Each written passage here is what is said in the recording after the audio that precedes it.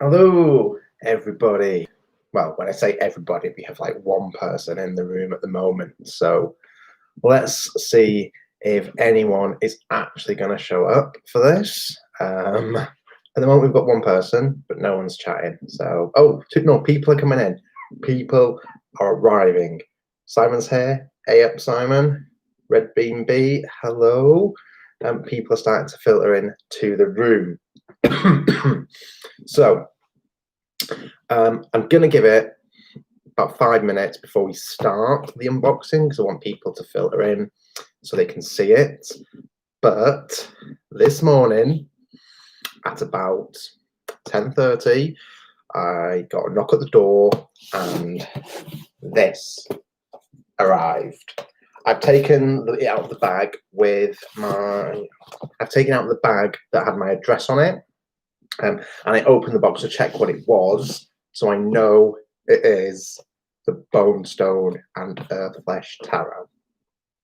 So I'm super, super excited to have received this finally, and I'm going to unbox it on my channel with you guys, and we will see what it's like. So people are starting to filter in. So let's see who we've got. So we've got Simon, we've got Red Bean B, we've got Jackie Jacaranda, everyone's favourite adoptive tarot mummy.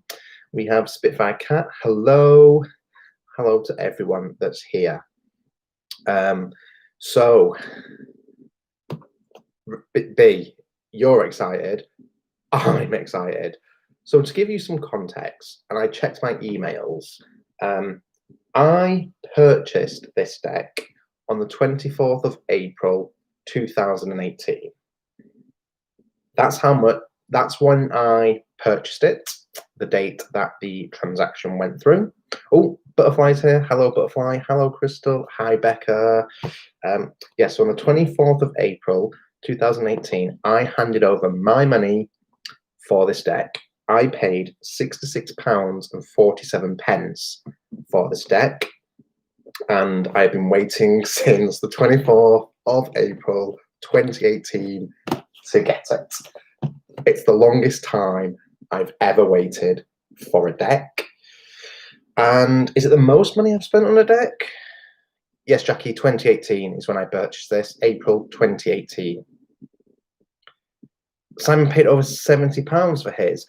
Could that have been due to the conversion rates at the time? Because I think I purchased... So, right, let's do a bit of history on the Bonestone and Earthflesh. So it was sold in Australian dollars. That was the currency it was sold in. So depending on the currency conversion rate, depends how much you would have paid. And Avalon initially was going to do a print for 500. She then increased it to 1,000, and I got in the second 500.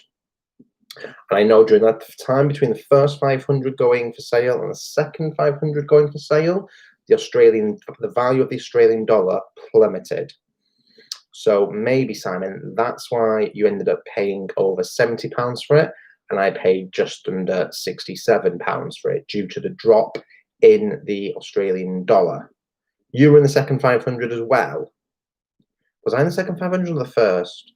Anyway, it's probably got something to do with currency conversion rates because she sold it in Australian dollars. So I've waited since April 2018. I saw the creation of it on Avalon's channel. August 20. Oh, I must have got mine in the first 500 then. So if yours was in August, mine must have been the first 500. So confused. It's such a blur, everything that's going on with this deck. I'm sure people in the tarot community have followed the drama and the conflama that's been going on with it, but that's all done and dusted. That's all in the past. I am super happy to have this deck, and I cannot wait to unbox it with you guys. I mean, I'm so excited. My cheeks are hurting from smiling. So Red Bean B says, someone was selling one on Instagram and she wanted $500 for it. I said no. Wow. So it's my understanding that the 1,000 that were produced of the first run are the first run. I know from watching Avalon's channel and from the Facebook group, the Bonestone Earthflesh Facebook group, she may do a second printing of the deck, but I don't know if anything's going to be changed. There is an extra card in this deck. Is it? I can't remember what it's called, but there's an extra card in this deck, which we will find out. But anyway, enough talking. Shall we open the box? For those of you who weren't in my Moonbox unboxing the other day, shame on you, but I got a job. I have a job, which I'm starting to get a little more excited about than I was the other day. So I have got a job, which I'm super excited about. What day is it? It's Thursday. So I got the job off on Tuesday. Open the box, Jackie. Hang on, Jackie. I've got to update people. Witchy Nana's not dead. Woohoo. Go check out the Moonbox unboxing that I put up. I'll talk a little bit more about Witchy Nana, but she's not dead. That's great. And I got a job, which is even better. And I'm starting to get excited about it now. I'm getting a bit more excited about the stuff. Right. Okay. Let's. Oh, I'm so excited. Can you tell how excited I am? I don't think I've been this energetic. This week I'm starting to feel positive, and I think it's starting to come back. The old Dan is starting to come back, hopefully. So let's open the box. Right, okay. Oh, how do I open this? Okay. So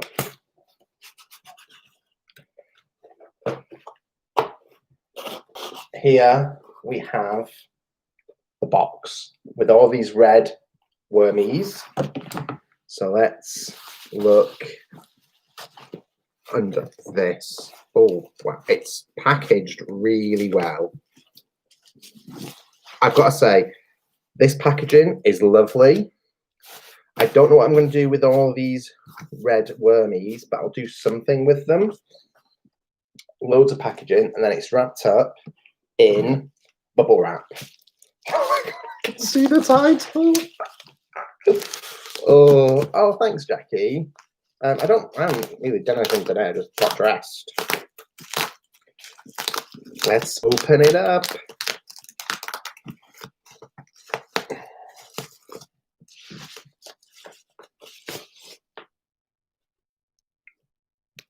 Here it is. Right, let's get the cellophane off first of all. Let's get the cellophane off.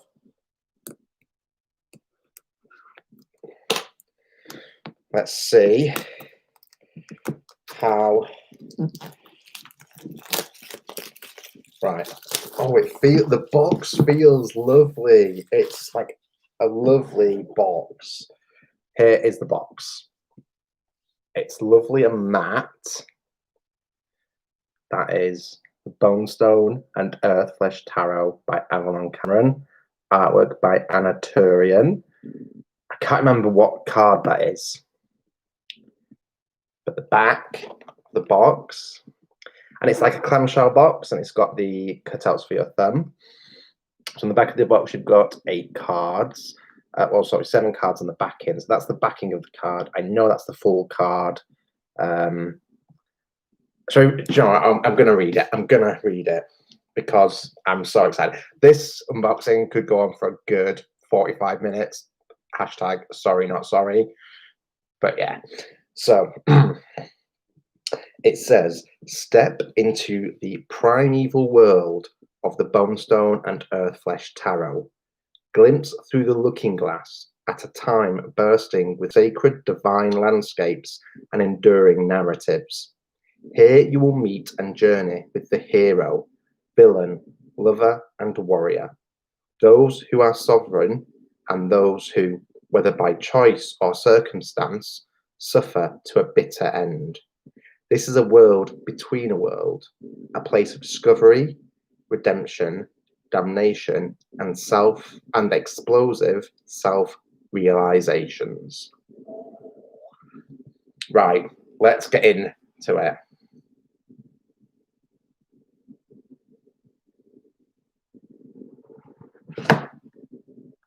Oh, it's nice and red inside. Look at that colour inside the box. That came open really easy. I just flipped it up and it slowly slid out. So no issues with that. So that is good. Boxes, very good box. Have to knock on the box. Right, so when I open it, we have the guidebook with a different cover. That must be the death card. That has to be the death card. Oh, am I missing people coming in? Oh, Shanti Diva, hello. If I missed anyone else, I'm really sorry, but hello. So let's have a look at, oh my goodness, oh my God, this book it's a hefty book. Look at that. Look how thick that book is. It's like 2 fingers width. It's a big book. This is a big, big guidebook. So nothing on the back cover. Beautiful front cover, and that's the spine. This book is, wow, this book is stuffed with information. So inside the book, you have a small image of the card and all the text. Card image is black and white. It gives you, let's have a look. Let's go to one of the major arcana. So it gives you, let's look at the magician. So it gives you its elemental attributes, its astrological correspondences, its Kabbalistic letter, gives you the essence of the card, gives you the narrative of the cards, the story behind the image of the card. Then it gives you inner reading, gives you the reversed meaning, and also gives you journal prompts for the major arcana cards. Let's look for a minor arcana, see what it gives you. So again, it gives you it's astrological, it's major arcana, it's Sephira. I don't know what that is. So for the minor, it gives you the narrative, the essence, the narrative of the card, inner reading, the reversal, and also the journal prompt. So you get the same information for both major and minor arcana cards in the guidebook. So that's really good. So let us have a look at the cards. So the deck is split into 2 in the box, and it's got these little recesses where they sit in, and they're bound by paper, it seems. So I am clearly going to need either a really nice bag or a really nice wooden box for these. Anybody got any suggestions of anyone in our community who can make me a great bag or a great box or a bag that I can put them in and then it can go into a box? Anyone? In fact, I know who's going to do my bag for me. I already know who I'm going to get them to do my bag. But where can I get a wooden box to keep a bag of tarot cards in? I need suggestions. So please send me links for any of our community that can do that for me, because I want to look after this deck. I want it to be special. So, right. Let us start. So I'm going to take both halves of the deck out of the box, put the box to the side. I'm going to slip off the little bands.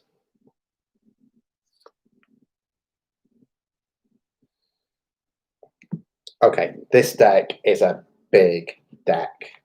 It is a big deck. Shane from Wolfbound Creations. Okay, does he have an Etsy shop? So if he does, I need the link. So this is the back of the deck. So totally, hang on, because it's a big deck. I'll just get one card. This is the back of the deck. Totally reversible. I don't read reversals, so that's not a huge issue for me. The deck is big.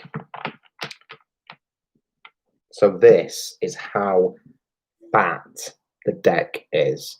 In fact, let's compare it to a standard tarot deck. Where are you? Where have you gone? I've lost you. Where are you? Are you up there? Where have you gone? Where have you gone? Oh no, you're down there. Right.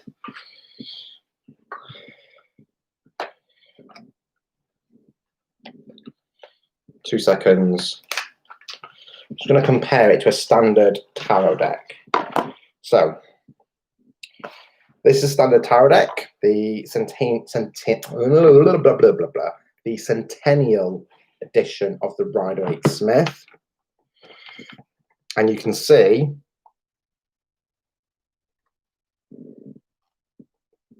the difference in the deck. So this is the Bonestone is a fat deck. This is the Centennial Rider-Waite, and this is the Bonestone, and it's a fat deck, very fat. So that's cool. So that's really cool. Nice, thick cardstock. It's obviously got this gorgeous red metallic gilding all around the edges of the cards. This is a nice deck. It's a really nice deck. Slight little gap where they were separated in the box, but that'll not be an issue once they're shuffled and they're being used. It's not like a big fat gap. None of the cards are bowed, so that's really good. Right. Are we ready to dive in to this amazing deck? Have I covered everything that I need to cover? No. You want to know how big the guidebook is? Focus, Dan. So let's go back to the guidebook. So the guidebook has 323 pages. It's got quite a bit of information at the beginning about information about the deck, tips to use it, something called the Bonestone Ritual, then Bonestone Spreads, then it goes into the differences for all that, then it goes into the explanations of all of the cards, ends with a conclusion, special thanks, and the Bonestone poem. Huge deck, huge book, massive. So that's 17 minutes, and I've not even talked, we've not even looked at any images on the cards. But I think we're there. So are we ready? Let me see if I can get this light any better. There we go. Put you back so I don't lose you. So let's start the walkthrough. Now let's go card, the 0 card, the Fool.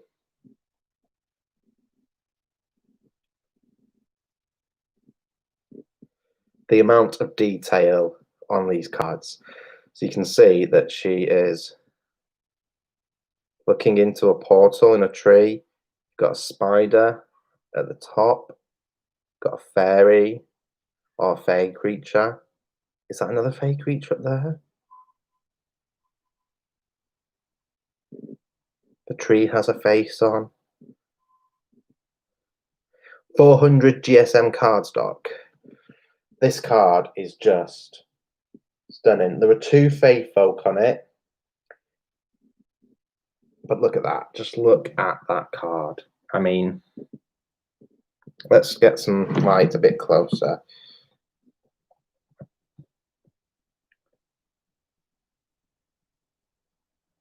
It's got the number of the card at the very top, 0, and at the bottom it has the name of the card, the Fool.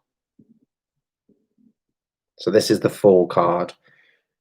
Oh, that is amazing. That is very... I like the energy of that Fool card. This deck is based on the RWS system, but the images do deviate.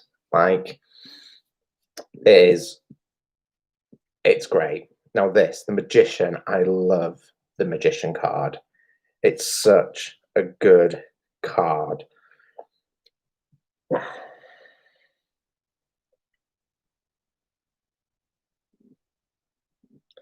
So instead of the representation of each of the suits, Cups, wands, pentacles. I've forgotten the last one. Swords. He's got the energy here of each of the elements: earth, air, fire, and water, swirling around in his hands. Let's see if I can get this light any better for you guys, because I'm not doing, my lighting is not doing these cards. There we go. That's a bit better. Any justice.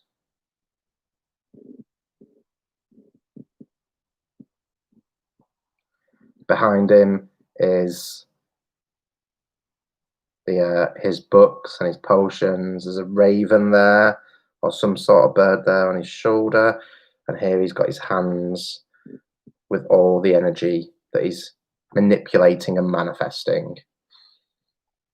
Oh, such a good card. So, High Priestess is next, and it's an interesting take on the High Priestess.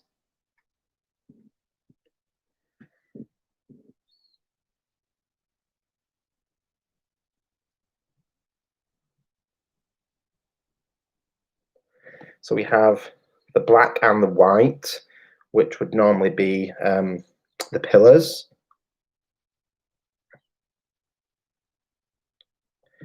There's loads of little symbolism in the card, like you have a key here. What else do you have? Another spider there. A crescent moon. Is that like the full moon? And what's that? It's like there's a butterfly. There's the infinity symbol. There's so much hidden meaning in this. It almost looks like she's made out of rock or marble to me. There's like a fey creature there. A little butterfly there. This is nice. The Empress next. This is very Gaia. Very, very Gaia. The Magician is very Gandalf. But the Empress is very Gaia. A woman who's part of the tree. She's clearly heavily pregnant, but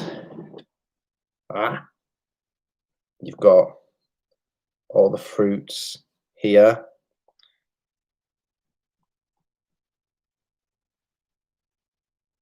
That is stunning. Absolutely stunning.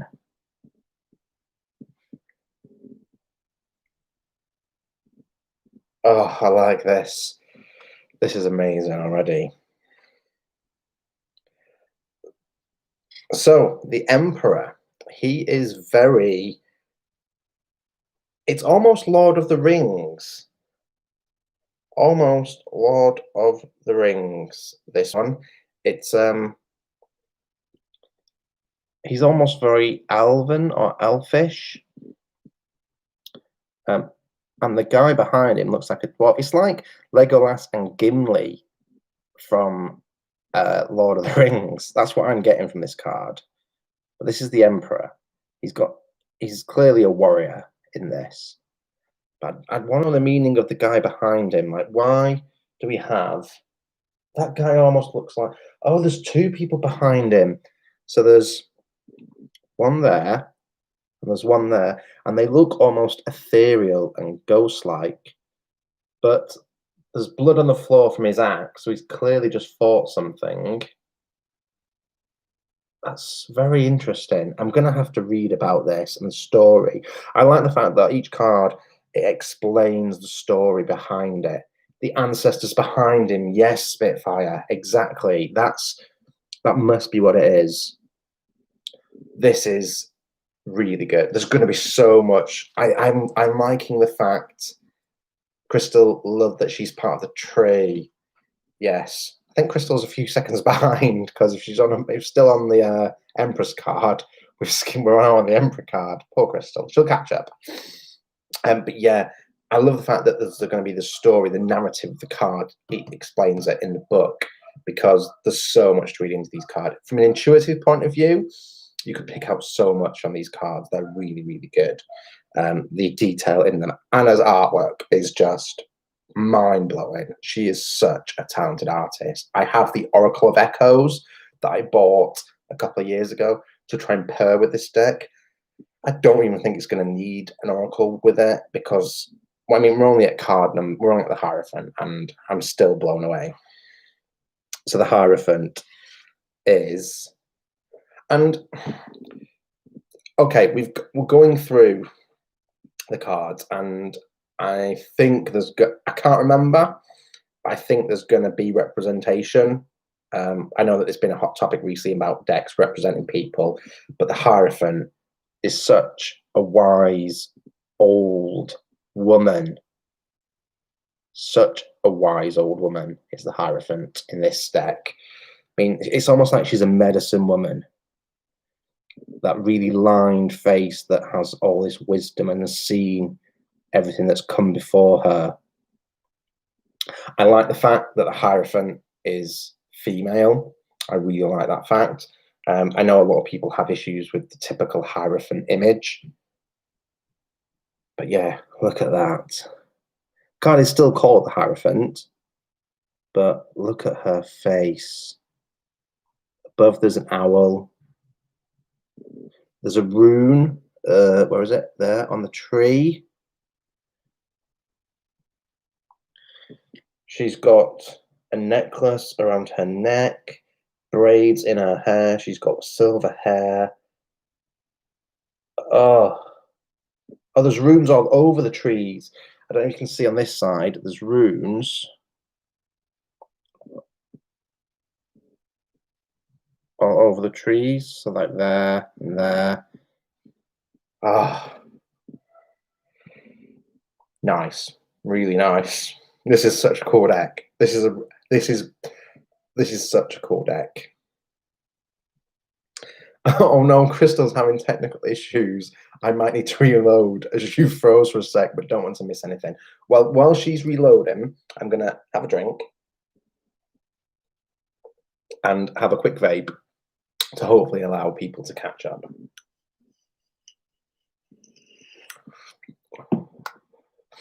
Right. The Lovers is a nice representation of the Lovers. It's a nice representation. Yeah, it's the Lovers.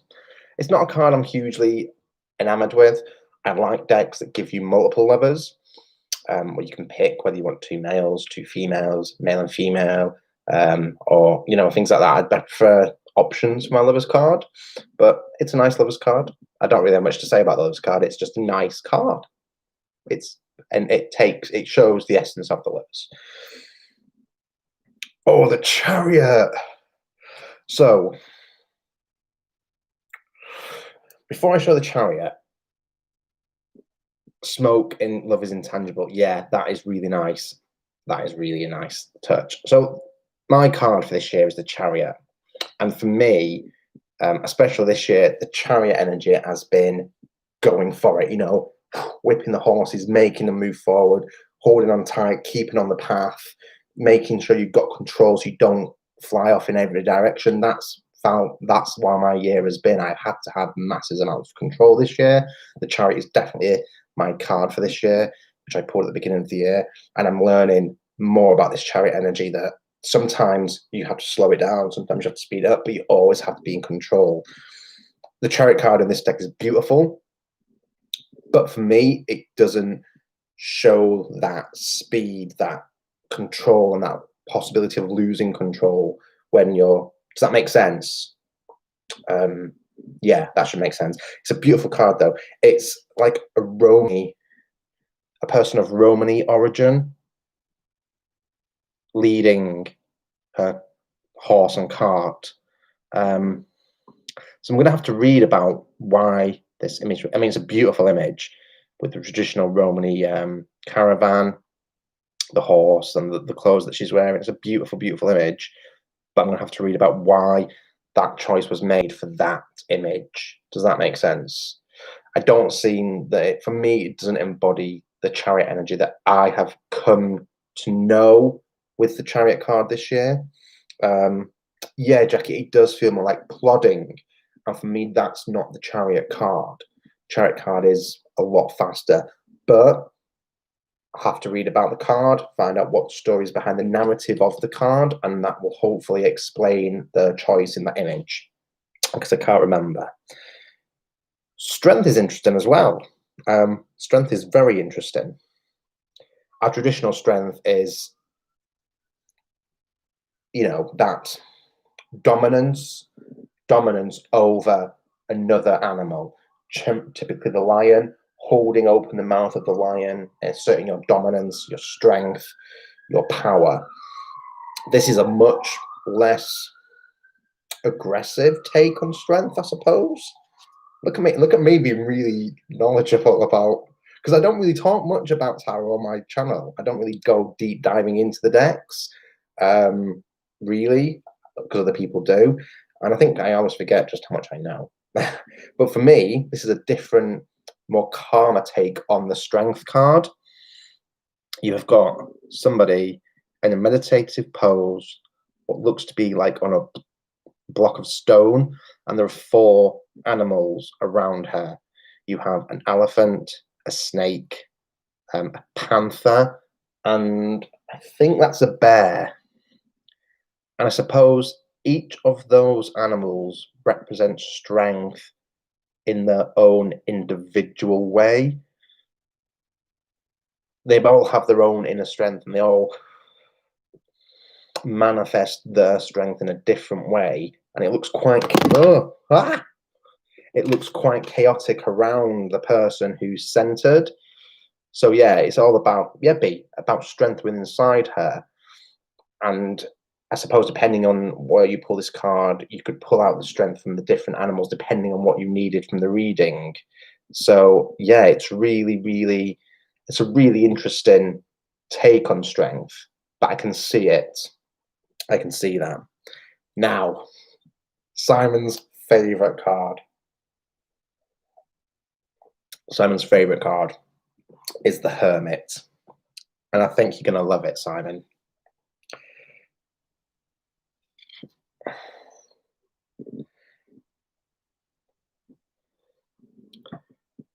This is the Hermit.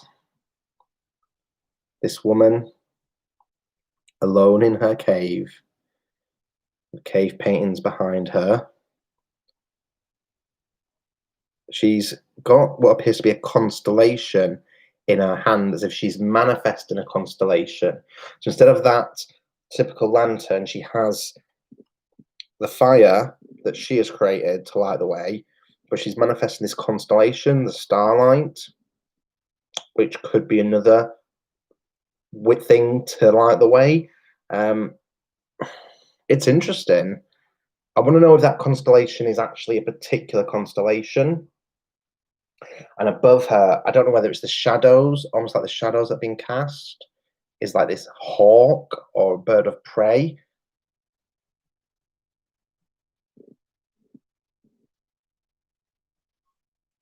But she looks very serene and chilled. But it's an interesting take on the Hermit. So, the Wheel of Fortune is next, and there's no wheel. But, so the Wheel of Fortune. So the first thing I'm getting from seeing these, do we know, what are they called? The 3 fates from Greek mythology. I don't know if any of you are familiar with Greek mythology. I think they're called the 3 fates. They hold the threads of life together. They hold the threads of life for people, and they cut them when it's time for them to die. This reminds me of the 3 fates, or the story of the 3 fates from Greek mythology. And it's almost like they are holding a thread of, in fact, they are holding the thread of life between their hands, because it's rooted in the ground and they're holding it between their hands. And I suppose that is another way of viewing the wheel of fortune, that chance, that turning, that that what am I trying to say? Yeah, I can see why it works for the Wheel of Fortune having the three fates. Um, but it's a really nice card. That unknown element of the roll of the dice, that gamble almost, and never knowing when the fates are gonna cut your thread and end it all. Very interesting. Very interesting card. So, yeah, this deck's gonna make me think. Is really gonna make me think about what each card actually means to me, as opposed to just regurgitating stock standard meanings because of the way it's done, which is only a good thing for your practice. I think it's one of the reasons I like decks that change things up, because with an standard RBRS, you just can pull the cards and you can regurgitate, for want of a better term, the stock standard meanings. When artists take it to another level and take it a step away from the standard RWS, I like that. It means I have to use my own intuition, my own focus, my own interpretation, and I do like that about tarot. Justice is not the standard justice. So we have two females. One is the Huntress, and one looks like someone who is holding life in her hand. So it's that balance, I suppose, between life and death. The Huntress is able to take life away. The other one's able to maybe create life. Xena, the warrior princess. I was going to go more towards Artemis, but Xena works. Yeah, Xena really works. So it's almost like the natural justice of the world, that life and death cycle, as opposed to the justice of man and the justice of human creation. It's more of a natural justice in this card. So we have the Hanged Man now.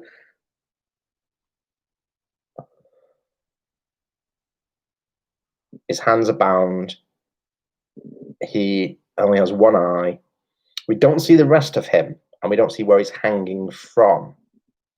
His hands are bound with what appears to be rope with a bird skull attached to it, and his hands are bleeding, but the blood that is falling are falling as runes. I don't know my Art of Thuthark rune meanings, but I'm sure they would all tie into this. And it looks like there are feathers. I think those are feathers below him. So let's look at his face. He looks quite serene, though. It's Odin getting the runes. He stabbed and hung himself from the world tree. See, I don't really know much about Norse mythology, but that works.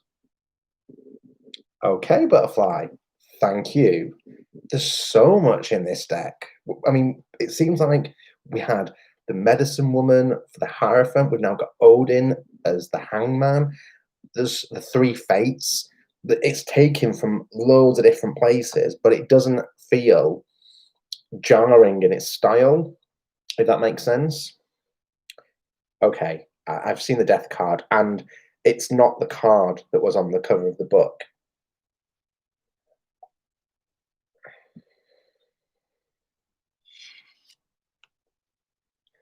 So this is the death card.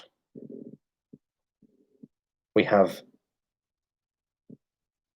a body, which is clearly dead, a tree almost growing into him, or he's died on the tree, and birds flying from him into the sky. I mean,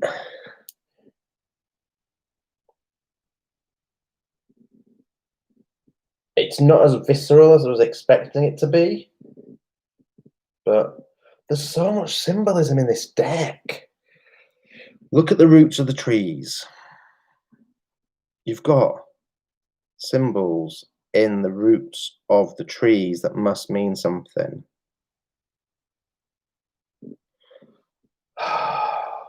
This is amazing. Okay, the Temperance card is interesting.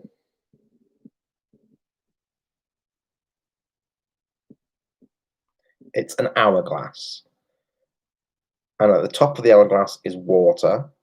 And at the bottom of the hourglass is soil with a seedling.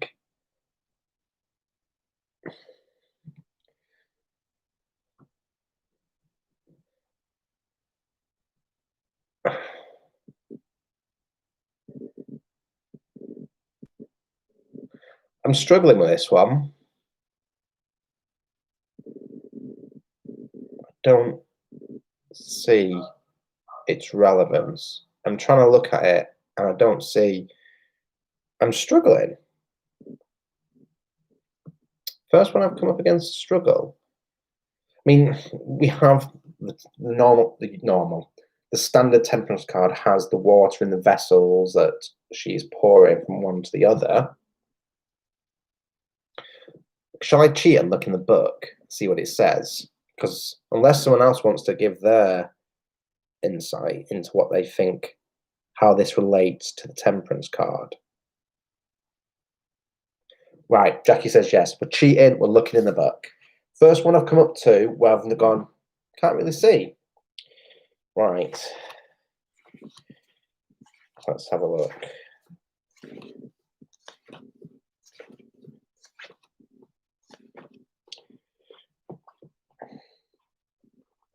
So, Temperance, it's the hourglass.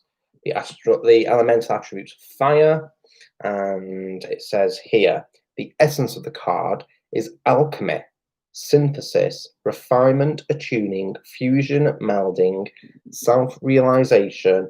In fact, let's look at the narrative of what the card actually says. It's life, it's death, it's above and below, it's within and without. It's all and nothing and a combination of each. A timeless tug of war that eventually, organically, creates an authentic fusion of ideals and attributes, powers and emotion. In the world of Bonestone, parents, guardians, heads of tribes, and those of divine authority would handpick adolescents of age and send them into the wilderness in the middle world in search of the hourglass of life and death. After months of braving the elements, one would at last reach it, and there on bended knee, without food, water, or aid, the worthy would wait for their blessing, a blessing of alchemical knowledge, of an enduring understanding of fusion and synthesis, and the secrets of life and death. Once the blessing has been given, the youth could return to their tribe ready to claim sovereignty and henceforth be considered a healer. Okay.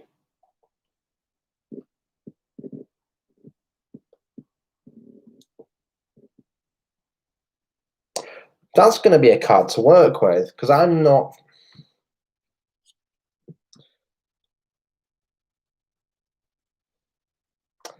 So, first card we've come up against that I haven't gone, wow, I understand it, I get it, but that's fine. It just means I need to work with the deck, need to work with that card, figure that card out intuitively. So we've got the Devil, which is very Medusa-esque. Very Medusa-esque.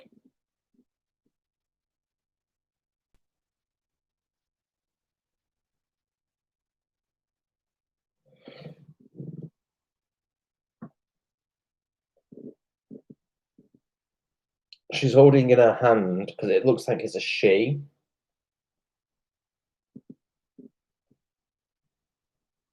A heart with snakes coming out of it. She's dropping coins from her hand as well. So I suppose that's where the temptation comes in, the greed and the temptation. There's skulls beneath her, and some of them have crowns. There's chains linking through the skulls, and jewelry and swords and fruit. So yeah, I see the devil. For me, the devil's all about temptation and bondage and being trapped by the darker side of yourself Again, I'm going to have to work with that because I'm not feeling that temptation. I'm not tempted by that card. I don't have those urges for that card, if that makes sense. So, on to the Tower, which is very not a tower. It's not a tower at all. It is a dead bird. What appears to be a dead eagle or a dead falcon. It's clearly tied up or chained up to something, but it's rotting. So yeah, that's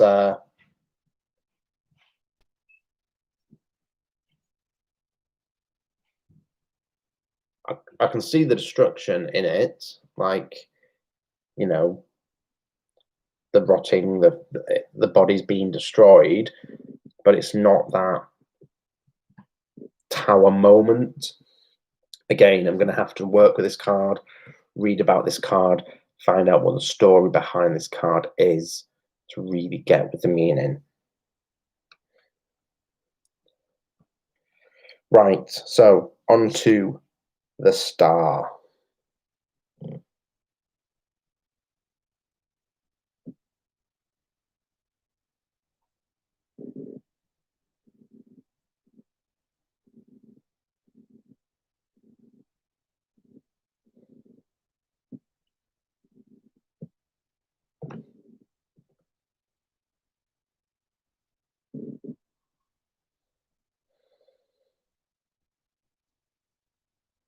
Some of these are really hard to dive into.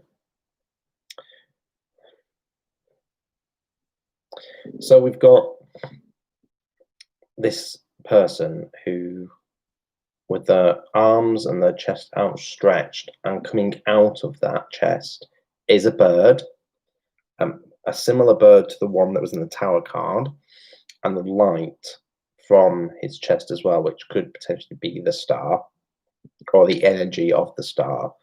He looks quite serene, quite focused.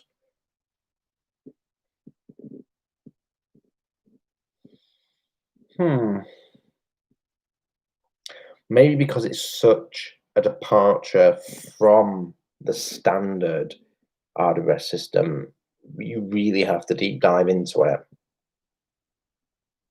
But if I said it's pretty, but I think it's one of those decks you're going to have to, you couldn't just pick up and read. It's one you're going to have to work with. Not averse to that at all. Not averse to that at all. I don't mind doing that. So one of my favorite cards, and a card that I think describes me most, is the Moon. Surprisingly. No, not even surprisingly. I'm a typical Scorpio, so I definitely have the Moon energy in me, or the energy of the Moon card.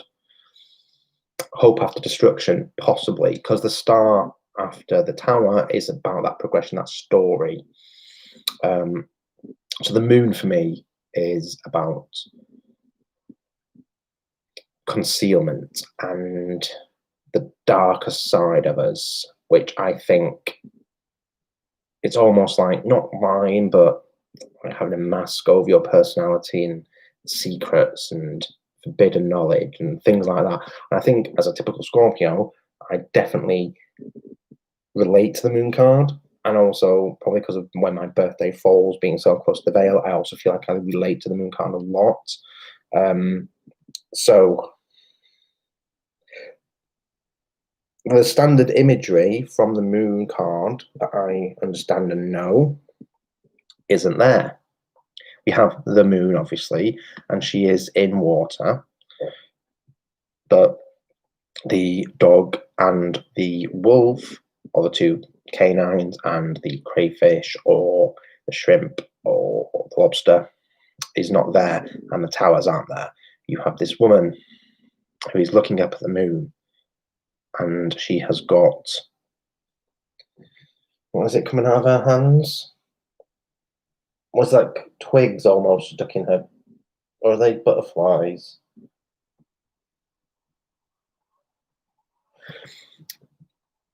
Again, that's a beautiful card, but that's the thing. I mean, it's the moon card. I know the moon card. I understand the moon card, so I can read it. But it's almost like she's looking up at the moon. She's trying to suck in this energy from the moon, and do it that way. It's a nice card, though. Okay, this one's easy. We have the sun. No naked babies. We don't like naked babies. Naked babies are bad. But this does represent the sun energy. We have people dancing round the maypole, which does represent that joyous energy that the sun card gives us, that exuberance. Maypole, though, is very sexualized. The maypole is representative of phallus. It's a fertility ritual. You know, it's what you do before you're going to have sex and make the babies. Dance around the maypole. Get yourself tied up, men and women tied up together, entangled, getting their bodies entangled. So I think that's a really good image for the sun card, and I'd like that image for the sun card. It's a really good image. Sun card we like. Judgment. Now, judgment normally is quite a, in the tarot, is quite a Christian image of judgment. Almost, is it the rapture? Do they call it the rapture? Is it the rapture, the final judgment? I can't remember. But it's a very Christian image of the angels calling to the bodies of the deceased, because they have been risen up from the earth to live in eternal life, which is why, as a Christian, you're not supposed to be cremated. You should be buried so you have a body to come back to. This is not the Christian image of judgment at all. It's of a woman kneeling down, the hands tied behind her back, blindfolded, and there's another woman pointing a sword at her, clearly judging her. Clearly judging her. And the look on her face says that she's being judged for whatever she has done wrong. Interesting. Not the Christian image, not the Christian judgment. But that's very specific to Christian ideals and Christian values. So as this encompasses a wider range of judgment, I think. I like it. Now, the world. Nice card. Beautiful card for the world. Yeah, butterfly. Initiations into covens, sometimes you do have to be skyclad or moonclad, and you do have to be blindfolded because your eyes are open when you join the coven. It could be something similar to that. The world card is just the world tree and all the colours of the rainbow, which is beautiful. It's beautiful. It's a good world card. I like that. Now, we have an extra card in the deck, which is called the Bruxa. And that is a card which is clearly Avalon Cameron holding what appears to be the Temperance card from this deck in her hands, working at her table.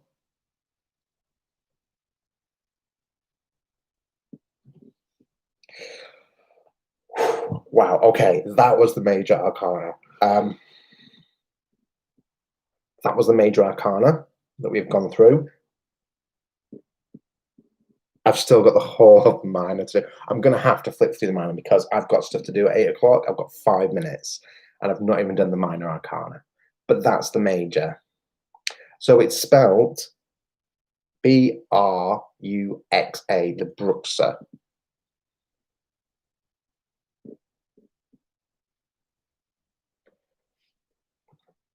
Right. I would love to do a deep dive, but I can't have this video over an hour long. Part two. I can't do a part two just for the minor Arcana. I mean, it's an amazing deck. An amazing deck. And because I want to work with it, I can't do a part two. I want to work with it. I want to work with it, so I can't do a part two. If you did a part two, I'll watch. But I need to work with the deck. How can I do a part two? Okay. Yeah. I didn't think I was going to be on for an hour just talking about the major arcana of this deck. But we have been, and that's fine. So, what does everybody think so far of this deck and the major arcana? Some of the cards, really great. Some straight to the point. I can really, really, really get the energy of the cards. Other ones, I'm not great with. Other ones, I'm not too sure about. That could just be my lack of knowledge about certain cards because I don't gel with some certain cards. Some of my favorite cards I can dive deep in. Some ones I'm not too keen on. I'm a bit meh. So yeah, I think it's a good deck so far, and we'll have to do a part two where we cover the minor arcana because I have things to do. What day is it? Thursday. I could do one in a couple of days, and we'll go over the minor arcana. You can work with it in between. I can't because I'm gonna once I've done the unboxing, I want to create a ritual for it, cleanse it, and I've got things, yeah, that I want to do with it before I start to actually use it. And I'll spend time looking at the images and reading, and yeah. Okay, right. I'll do a part two. It's an hour just on the major. I'll make sure that the minor, we squeeze the minors into an hour. That's what we're doing. I'll have to retitle this as unboxing part one, the majors and the book, and then we'll go into the part two in a couple of days' time. I'll make sure there's a bit of notice for you guys so you can see it and make sure you're ready for it.